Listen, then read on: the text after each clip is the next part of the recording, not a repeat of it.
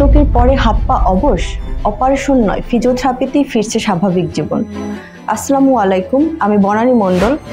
বর্তমানে ফিজিওথেরাপিস্ট হিসেবে কর্মরত আছি ইম্পালা পেইন অ্যান্ড রিহ্যাবিলিটেশন কেয়ারে।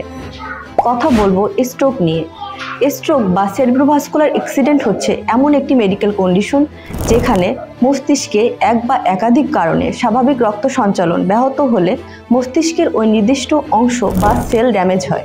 স্ট্রোক মূলত দুই ধরনের: ইসকেমিক স্ট্রোক বা ইসকেমিক অ্যাটাক, যেখানে মস্তিষ্কে স্বাভাবিক রক্ত সঞ্চালন ইন্টারাকশন বা ব্যাহত হয়, যার ফলে মস্তিষ্কের ওই অংশ বা সেল ড্যামেজ হয়ে থাকে। হেমোরেজিক স্ট্রোক বা হেমোরেজিক অ্যাটাক, যেখানে মস্তিষ্কে ব্লাড ভেসেল বা রক্তনালী ছিঁড়ে গিয়ে বা স্ট্রাকচারাল ত্রুটির কারণে রক্তক্ষরণ হয়ে থাকে। এছাড়াও স্ট্রোকের অন্যান্য ধরনের মধ্যে রয়েছে ট্রানজিয়েন্ট ইসকেমিক অ্যাটাক বা mini stroke, brain stem stroke, cryptogenic stroke. এবার আসুন জেনে নেই স্ট্রোকের ঝুঁকিতে কারা রয়েছেন।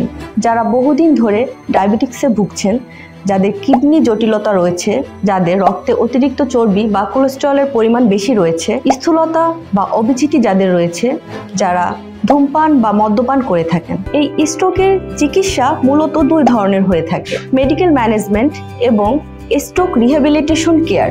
স্ট্রোক রিহ্যাবিলিটেশন টিমে একজন বিশেষজ্ঞ ফিজিওথেরাপিস্ট একজন স্ট্রোক পেশেন্টের সামগ্রিক পরীক্ষা নিরীক্ষার মাধ্যমে তার প্রবলেম আইডেন্টিফিকেশন করে থাকে এবং রিহ্যাবিলিটেশন পরিকল্পনা প্রণয়ন করে থাকে। আমরা বিশ্বাস করি সঠিক গাইডলাইন, নিয়মিত ফিজিওথেরাপি চিকিৎসা এবং পরিকল্পিত কেয়ারের মাধ্যমে প্রত্যেকটা স্ট্রোক পেশেন্টের জীবনে পুনরায় স্বনির্ভরতার আলো ফিরিয়ে দেওয়া সম্ভব।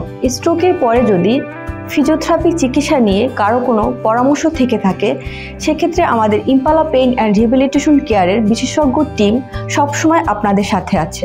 যে কোনো পরামর্শ পেতে আমাদের হটলাইন নাম্বারে যে কোনো সময় আপনারা ফোন করতে পারেন। ধন্যবাদ।